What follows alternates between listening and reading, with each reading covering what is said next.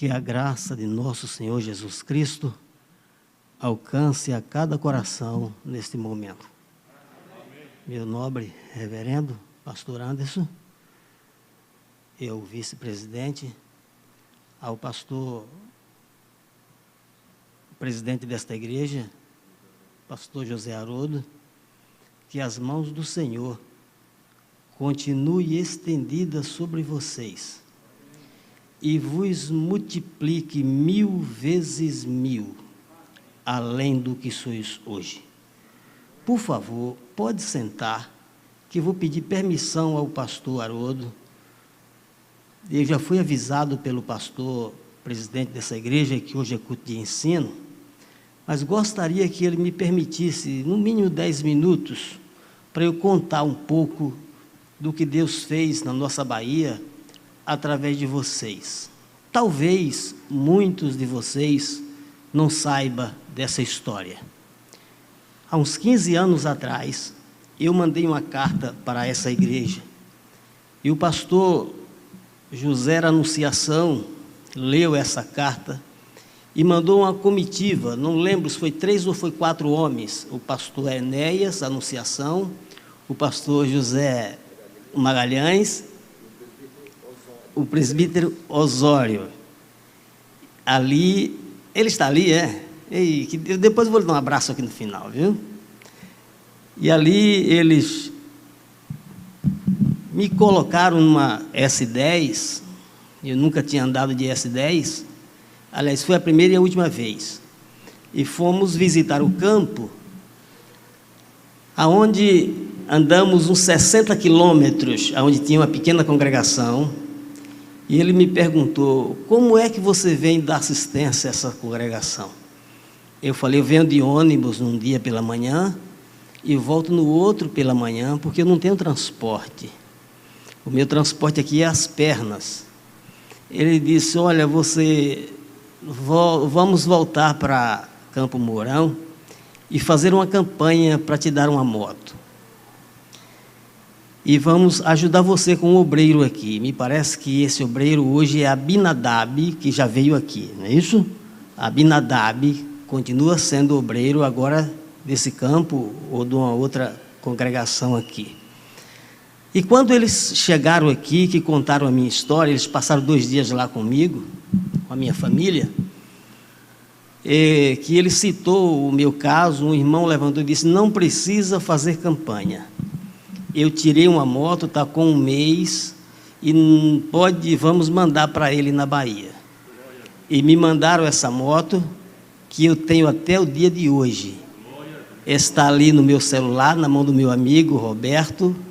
Eu não só posso abrir para vocês verem como ela continua nova, já com 15 ou 17 anos de uso.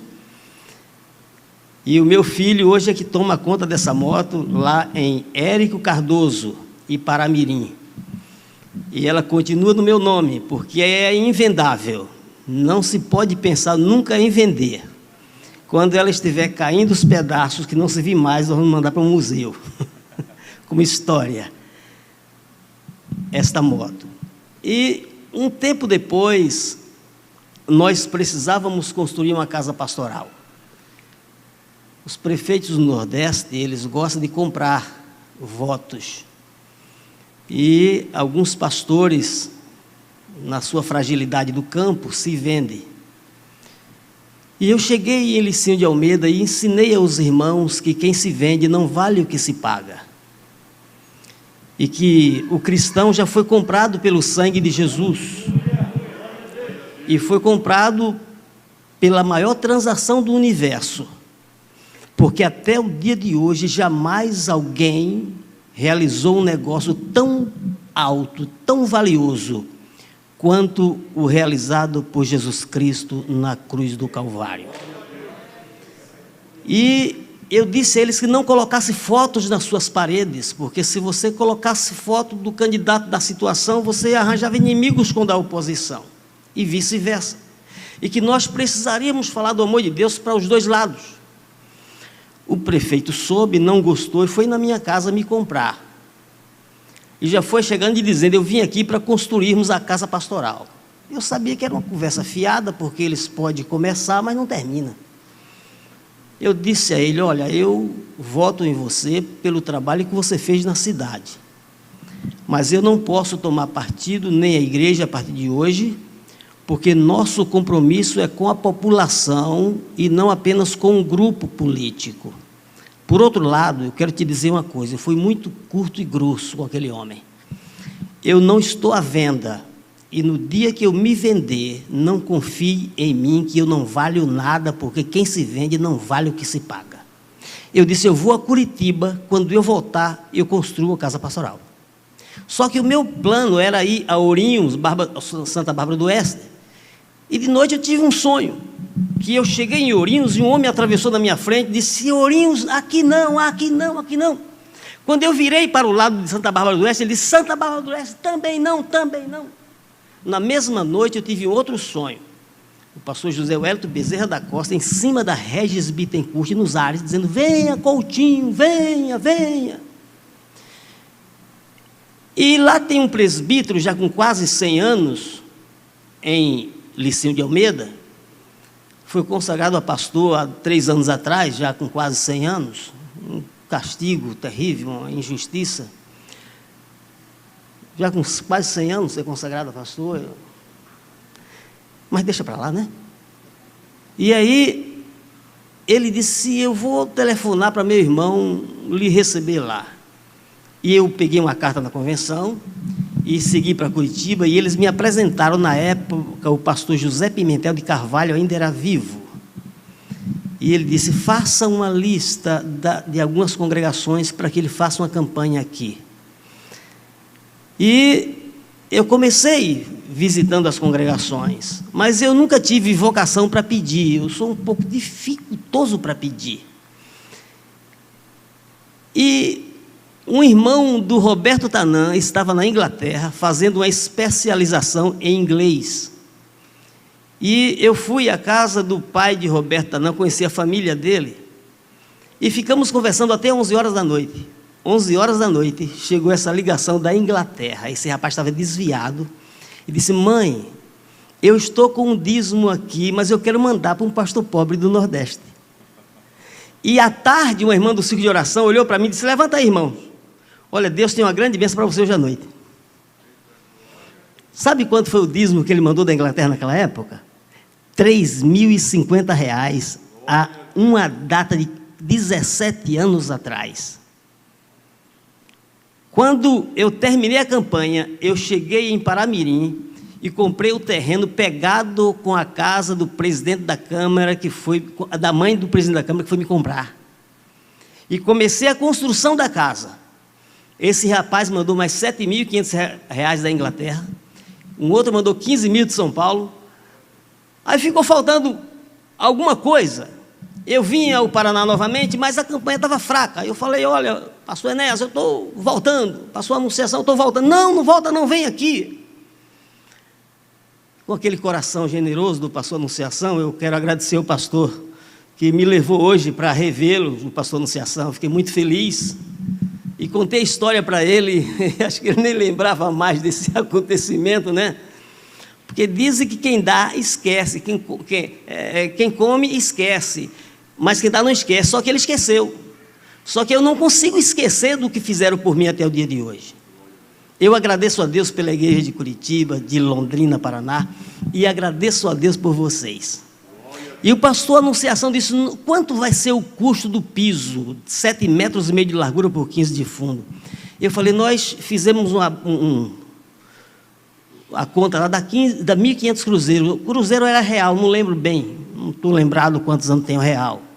Eles: vamos ver se nós daremos o piso. E eu fui nas congregações aqui. E quando foi na última noite, eu ia embora na segunda, era o culto aqui de domingo, e choveu naquele dia, e veio pouca gente para a igreja. Mas ele fez a campanha e naquela noite tirou 800 cruzeiros. Era muito dinheiro. E ele disse: amanhã eu dou a minha oferta. Eu estava tomando café para viajar, aqui na casa onde Vossa Reverendíssima mora hoje. Não lembro o nome do companheiro, eu esqueci o nome. Flavinei, né? Que Deus o abençoe ele onde estiver, né? E cubra de graça. E ele chegou com um pacote de dinheiro e me entregou na minha mão. Quando eu olhei, eu falei, o senhor não errou, não? Ele disse, eu errei porque não botei mais. E eu voltei para Paramirim. E fui na loja e conversei com o rapaz, eu quero pagar à vista o piso. Ele fez 1.330 naquela época. Eu disse, eu tenho 1.300. Ele recebeu e nós colocamos todo o piso na casa pastoral. Acho que vocês nem lembram de mim, mesmo eu... Eu só posso tirar a máscara? Daqui, se eu tivesse, não pegava não, viu? Mas não estou não, estou saudável. E eu não posso esquecer desses grandes feitos, benefícios que vocês fizeram para com a obra de Deus ali na Bahia. E o trabalho missionário, sustentado por esta igreja, não ficará sem a recompensa de Deus. Porque a Bíblia diz que aquele que der, mesmo que seja um copo com água, ele não ficará sem a sua recompensa, não ficará sem o seu galardão. Agora me permitam convidar vocês para ler a Bíblia, porque senão o reverendo pastor, presidente dessa igreja, vai dizer, suma daqui, não volte nunca mais, porque você não cumpriu aquilo que eu lhe avisei, né? A palavra. Mas eu quero falar sobre Mateus, capítulo 28, versículos 18, 19 e 20. É uma passagem bíblica bem conhecida. Jesus, após a ressurreição, ele apareceu aos seus discípulos e disse, chegando-se Jesus, falou-lhes dizendo, é-me dado todo o poder, toda a autoridade nos céus e na terra. Portanto, ide e ensinai todas as nações, batizando-as em nome do Pai, do Filho e do Espírito Santo, e ensinando-as a guardar todas as coisas que eu tenho mandado. E eis que estou convosco todos os dias, até a consumação dos séculos. Meus irmãos,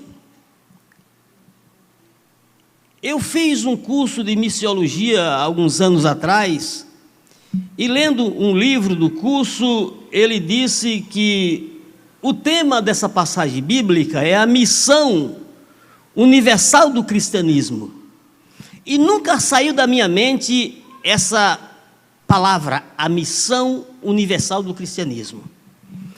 Mas, observando bem esse texto, em cima deste título, a missão universal do cristianismo, nós poderíamos dizer que esse texto está falando para nós, que toda a terra ouça a sua voz. Mas como é que toda a terra vai ouvir a voz do Senhor? Nós somos os agentes desta grande comissão. Nós somos os agentes, ou somos os agentes diretos ou indiretos.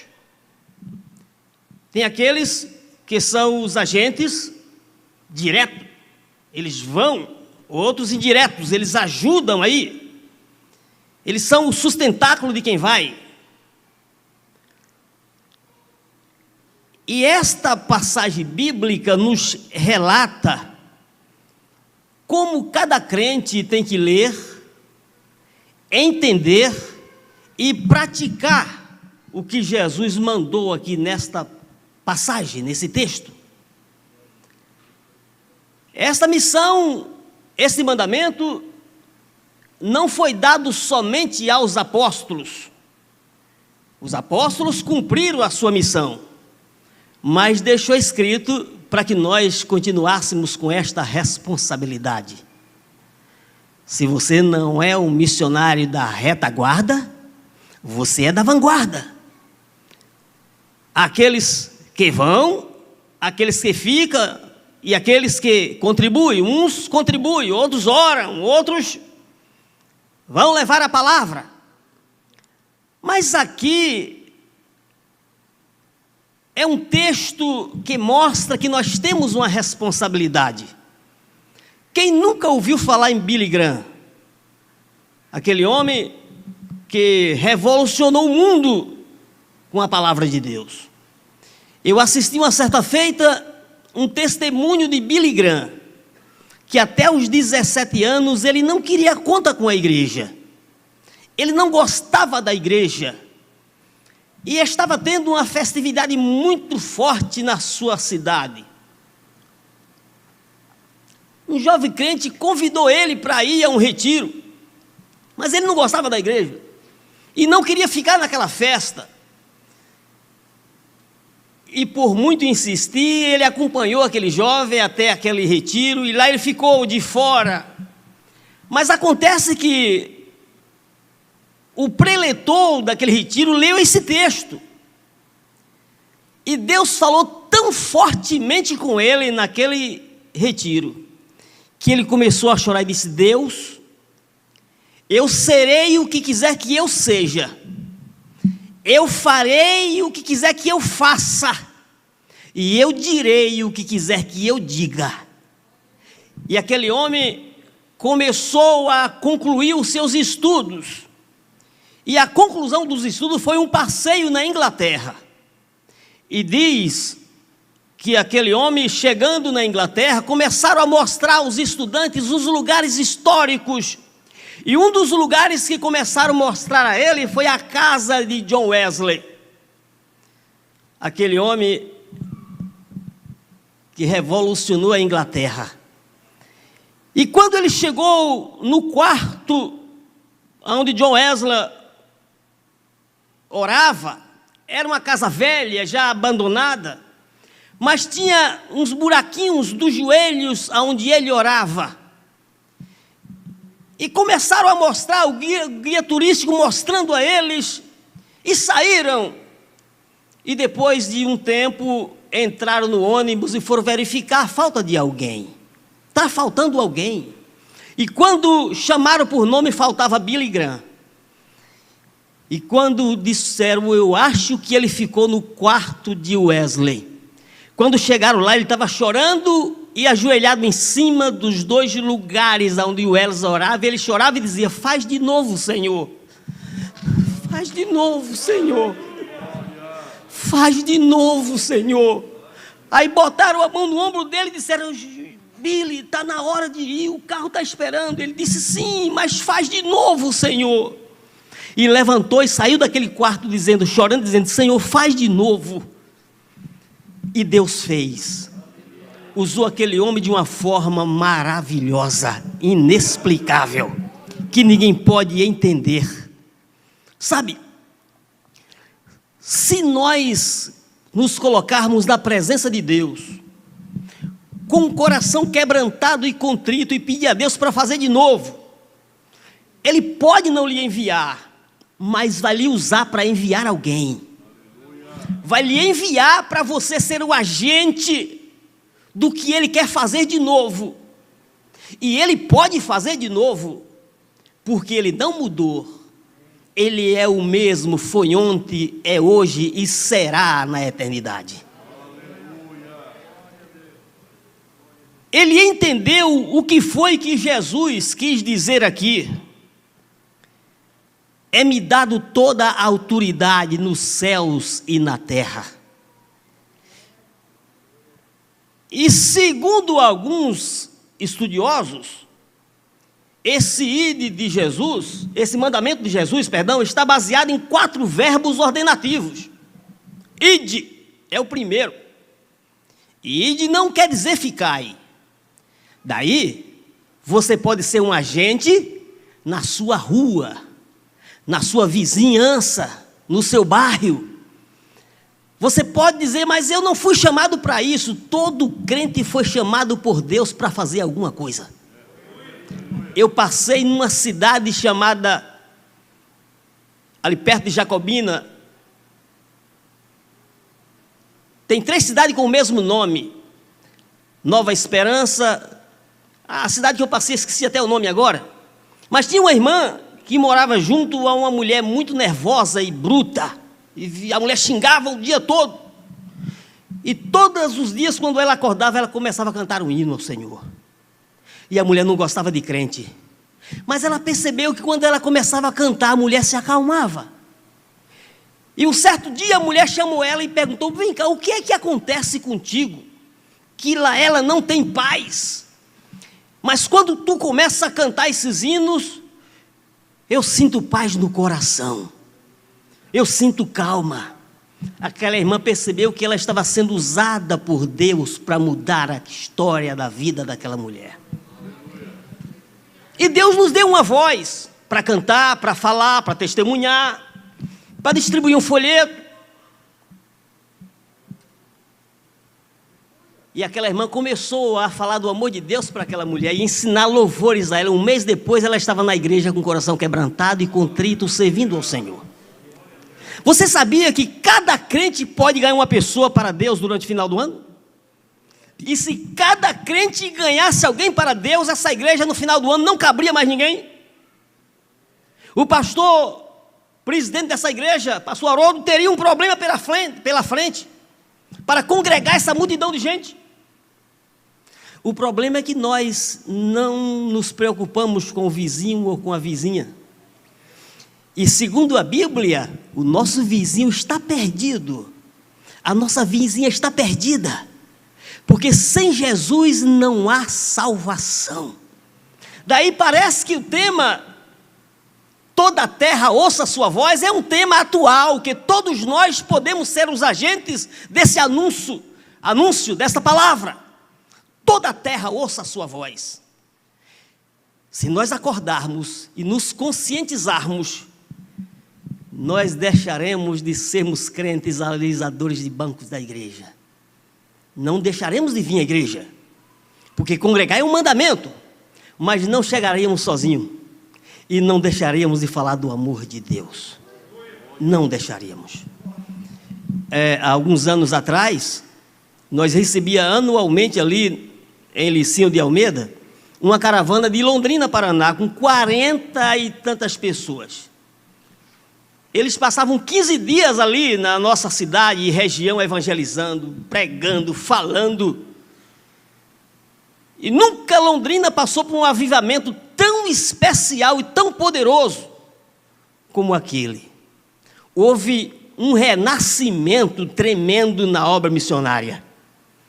Tanto que hoje eu só tenho uma missionária de Londrina. Mas é uma missionária que pelo nome vocês vão ficar impressionados, Suemi Takibayashi. Já descobriram que a metade dela é japonesa, né? Ela é filha de um japonês com a mineira. Ela passou 6 anos na Índia, e quando chegou da Índia, nos 6 anos, eu estava em Londrina. Aí eu falei com o pastor Moisés: manda a Suemi lá para o Nordeste, ela não vai voltar mais para a Índia, ela quer dar um tempo aqui. E conversei com ela: quer ir para o Nordeste? Ela disse: fala com o pastor Moisés. E eu falei, e ela foi, e está com 4 anos lá. 4 anos. Tem hora que dá uma saudade da mãe, mas ela diz: eu vou esperar um pouquinho mais.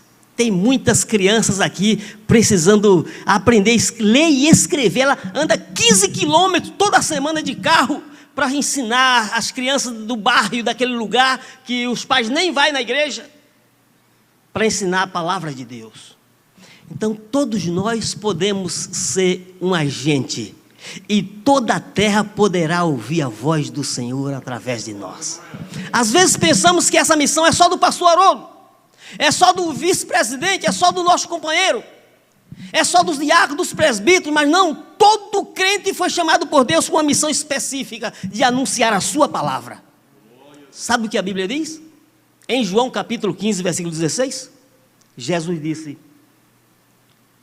não me escolhestes vós a mim, mas eu vos escolhi a vós, e vos nomeei para que vardes e deis fruto, e o vosso fruto permaneça.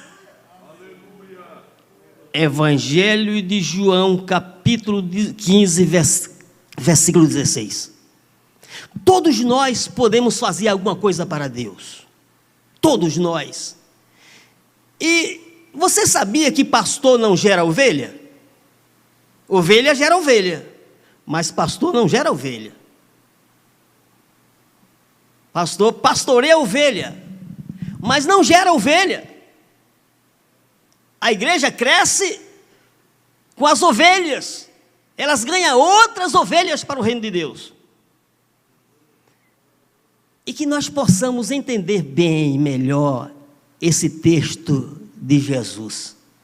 Portanto, ide e ensinai. Há uma versão mais atualizada, mais próxima dos originais, diz assim: fazei discípulo de todas as nações.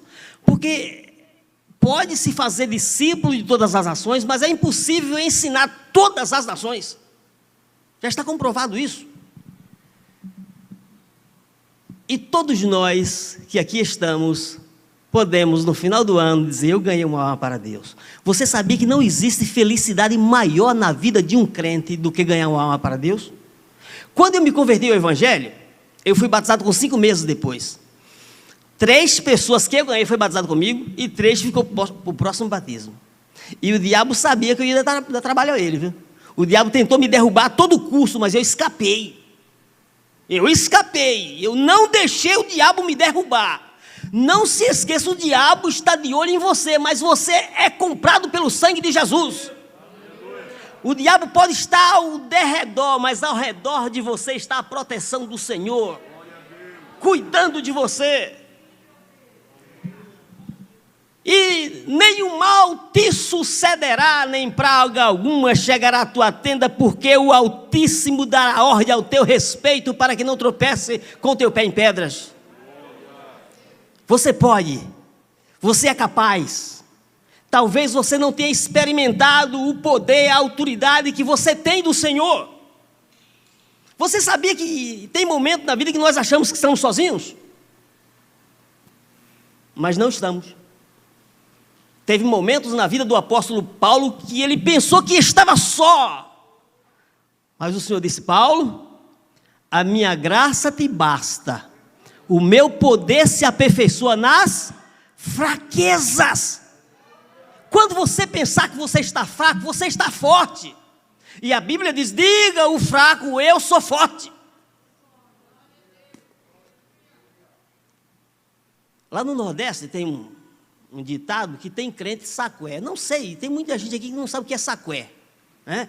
Mas sacué é uma galinha de Angola, que ela voa, mas ela não consegue cantar outra coisa senão essa: tô fraco, tô fraco, tô fraco, tô fraco.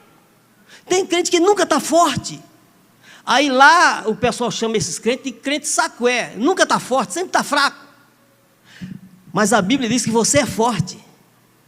Mesmo que pareça que você está fraco, mas você é forte. Você tem força. Um pastor assembleano foi tomado de Covid a 1.000 quilômetros da sua casa. E ele entrou no seu carro nessa situação e viajou 1.000 quilômetros. Ele disse que não sabe como ele conseguiu chegar. Mas quando chegou, ele foi parar na porta do hospital. Quando saiu do carro, já saiu cambaleando. O médico chegou, os socorristas, e disseram: está de Covid, internou. Quando ele foi sendo internado, Deus falou com ele: celebre a vida. Celebre a vida. E ele perguntou: Senhor, como eu vou celebrar a vida nessa situação? Deus disse: está na sua mão, está no seu coração. Aí ele começou: disse-lhe Jesus: eu sou a ressurreição e a vida. Aquele que crê em mim, ainda que morra, viverá. Ele começou a citar os textos bíblicos. E começou a citar com tanta força que surpreendeu todo o hospital, que no outro dia, 5 horas da tarde, o médico chegou e disse: não tem jeito não, vou ter que mandar você embora. E ele foi embora.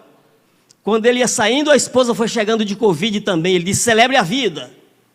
E a esposa começou a seguir a receita: celebre a vida. No outro dia a esposa saiu também. E a Covid passou, desapareceu, e eles estão vivos servindo ao Senhor. Você não pode imaginar o poder de Deus que está na sua vida. O problema é que às vezes nós não sabemos fazer como Timóteo. Paulo disse: Timóteo, desperta o dom de Deus que há em você. Você tem a autoridade de Deus e não sabe, não desperta. Timóteo estava parece que dormindo, cochilando. Desperta, rapaz, o dom que há em você. Depois ele disse: desperte o dom que foi dado por imposição das minhas mãos. E quando você entrega a sua vida a Jesus,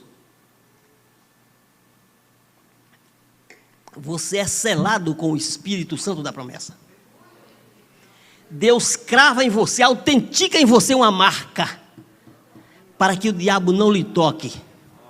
E se o diabo conseguir tocar, não terá força, porque você tem o dom de Deus em você. A vida de Deus está em você. Uma certa feita, eu andava numa rua e vi no lameiro de uma caminhonete velha, escrito assim: triste é a vida de um homem que tem a vida envolvida na vida de uma mulher da vida. Na hora o Espírito de Deus disse: não, triste é a vida de alguém que não tem a vida envolvida na vida de quem tem a vida. Mas você tem a vida envolvida na vida de Deus. Diz a Bíblia que Jesus nos deu a vida. Ele nos deu a vida, Deus nos deu a vida, e essa vida está escondida em seu Filho Jesus Cristo. E quem tem o Filho tem a vida.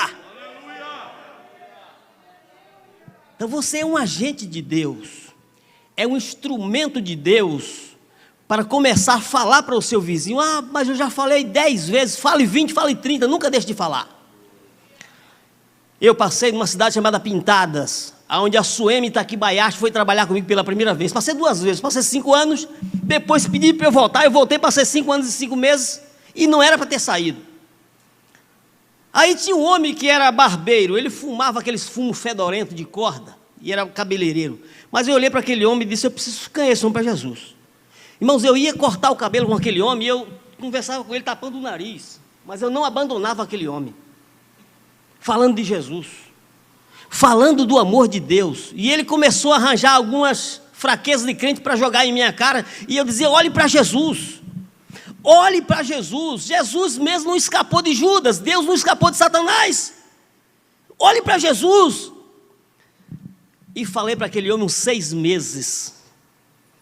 6 meses depois, aquele homem acordou um dia desesperado, querendo ir na casa de um homem chamado Hélio Curador, que já morreu. E a filha disse: painho, o senhor já ouviu tanto falar de Jesus pelo pastor, ainda vai para a casa de Hélio Curador? Naquele momento o homem pegou um chapéu velho, 5 horas da manhã, botou na cabeça e seguiu para minha casa. Eu estou dormindo, está alguém batendo na minha porta, 5 horas da manhã, eu digo: meu Deus. E ele era um homem alto, com a coluna meio torta, ele tinha um problema na coluna. E eu acordei: meu Deus, quem será? Quando eu abri a porta, aquele homem me agarrou, e eu agarrei ele pela cintura, ele altão e eu baixo. E ele chorando e dizia: eu quero Jesus, pastor, eu quero Jesus. Entregou a vida a Jesus e aceitou a Jesus como Salvador. Não desista, porque Jesus disse: ide, faça discípulo, ensine, fale, não haja silêncio em vós. Não deixe de falar. Por mais duro que o seu vizinho seja, não deixe de falar. Se você semear a semente pela manhã, não retire a sua mão à tarde. Porque você não foi chamado para salvar. Você foi chamado para evangelizar. Enquanto você evangeliza, Deus trabalha, Deus faz o trabalho. E Deus trabalha no invisível. A Bíblia diz que Deus trabalha para aqueles que nele esperam. Não se preocupe, pode deixar que o problema é com Deus. Sua missão é falar com Ele, é insistir com Ele. E ore, diga: Deus, eu estou falando com Ele, dá para o Senhor intervir. E Deus vai interferir no caso, Deus vai intervir. Porque quando você trabalha, Deus também trabalha. Quando você faz, Deus ajuda você. Quer ver uma coisa? Olha o mesmo texto de Mateus 28. Ide. Mas no final ele diz assim, ó: ensinando-os a guardar todas as coisas que vos tenho mandado. E eis que estou convosco todos os dias. Se você vai, ele está com você. Se você não vai, como é que ele vai ficar com você?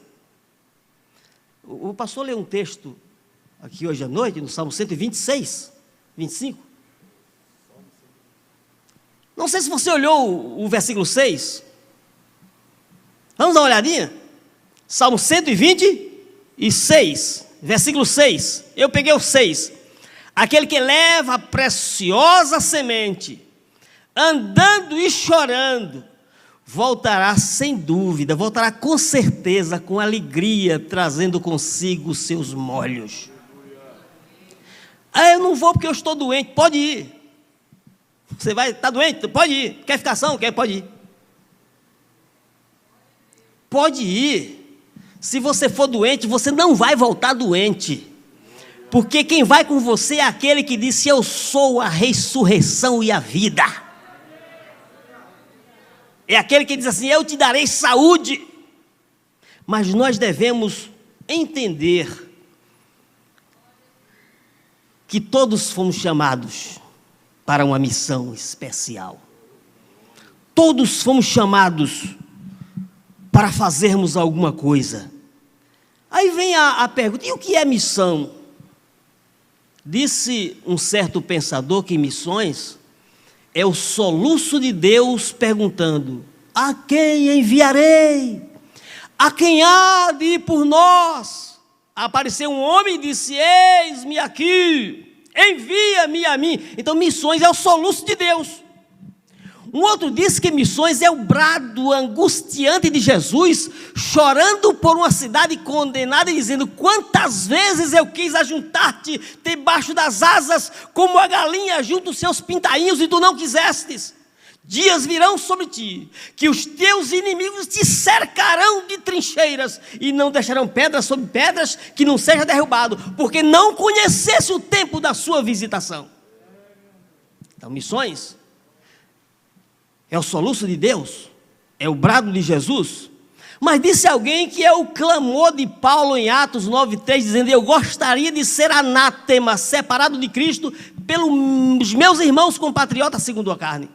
Eu fui observar esse texto numa Bíblia paráfrase. Paulo disse assim: ó Israel, como eu gostaria de ser condenado eternamente, se isso pudesse salvar você. Talvez nós fomos salvos, mas não sabemos o valor de uma alma e as consequências da condenação de uma alma. E ele disse: se eu soubesse que isso poderia salvar você, eu aceitaria ser condenado por toda a eternidade. Aí nos lembra, sabe de quê? De Moisés. Quando o povo de Israel fez aquele bezerro de ouro, cometeu aquele pecado grotesco, que Deus disse: Moisés, o teu povo, agora Deus disse que o povo não era mais dele, era de Moisés. Mas deixa esse negócio para lá. Moisés disse: eu vou a Deus, vou orar por vocês, vou fazer propiciação por vocês.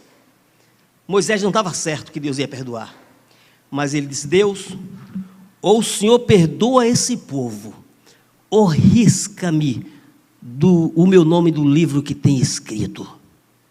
Olha que coisa impressionante. Senhor, ou o Senhor perdoa esse povo, ou risca-me do livro que tem escrito. Isso quer dizer que tem pessoas que pela salvação de outra pessoa, ele colocaria a sua vida, a sua salvação em risco.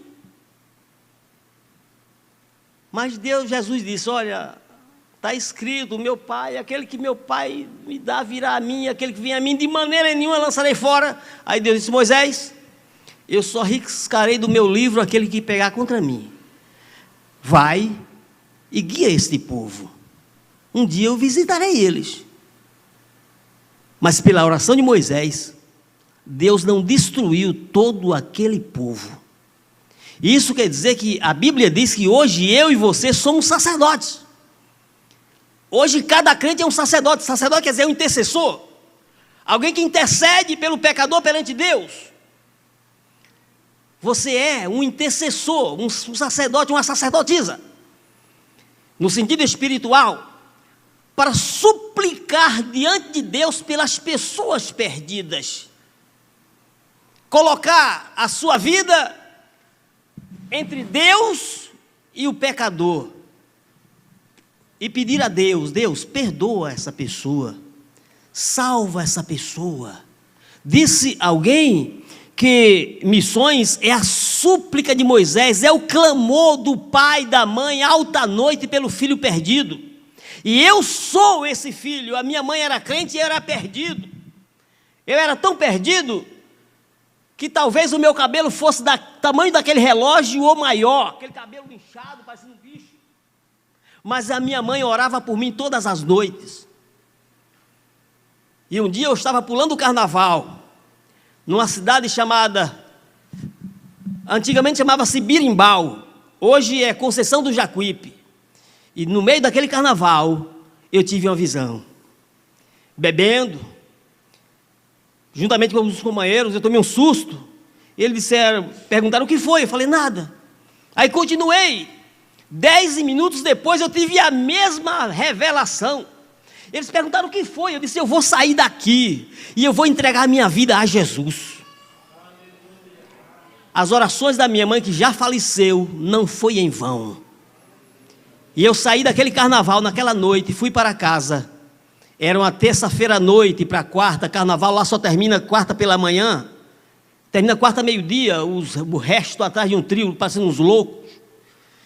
E no domingo à noite, eu cheguei na igreja, e a igreja estava fechada, era 6:50.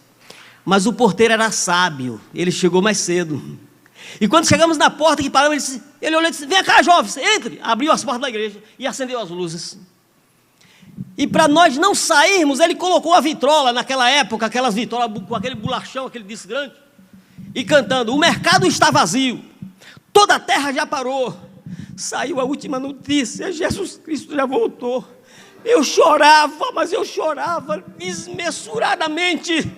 E naquela noite Jesus mudou a minha história, mudou a minha vida. Com 1 ano de crente, 1 ano, verdinho, eu fui trabalhar numa casa de recuperação. 4 anos depois eu fui para o campo. E nunca mais voltei atrás. Nunca mais. Porque Jesus nunca me abandonou. Nunca me deixou. Ele sempre nos acompanhou. O meu primeiro campo, a minha esposa ia para a fila de um poço, pega água por fila na cabeça, porque não tinha água encanada nessa época. Mas nunca voltamos atrás. Até o dia de hoje. E encontrando pessoas como vocês, como o pastor Anunciação, como o Enéas, como Zeca, o pastor José, como o pastor Haroldo, como o pastor Anderson, eu vou voltar para onde? Se diz a Bíblia: tu, porém, vai até o fim. E Deus não chamou você para perder. Você não será um perdedor. Você será um vencedor. O diabo sim, ele será um perdedor. Você não. Você será um vencedor. Você não foi chamado para perder e não vai perder. Porque aquele que nos chamou, ele disse: eu estarei convosco todos os dias, até a consumação dos séculos. O dia pode amanhecer vermelho, assolando tudo. A Covid pode estar matando tudo, mas Ele está conosco. Ele não nos abandonará. Ele não nos deixará.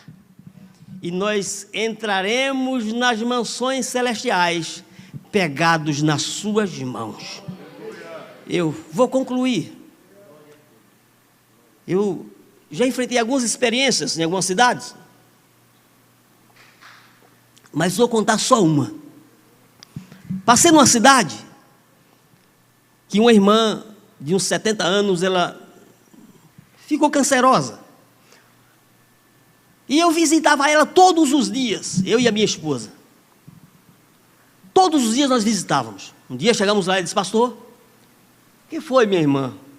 Dentro de 3 dias eu vou para os céus. Eu falei: ô irmã, a gente está orando para Jesus lhe curar. Ele disse: não. Eu estava aqui há poucos instantes cochilando, pastor, tirando um sono muito leve, e chegou 3 homens de branco ao meu lado e disse: conte 1, 2, 3, e você vai conhecer a cidade mais bela que já existiu no universo. E ela disse: pastor, eu entendi que 1, 2, 3 é 1 dia, 2 dias, 3 dias. Eu fiquei assim meio, orei por ela, disse: pode orar, pastor, mas dentro de 3 dias eu vou conhecer essa cidade. E ela não parava de falar, a visão foi tão impressionante que parece que ela queria morrer logo. Irmãos, quando alguém sente a presença de Deus, ele não consegue ser mais o mesmo.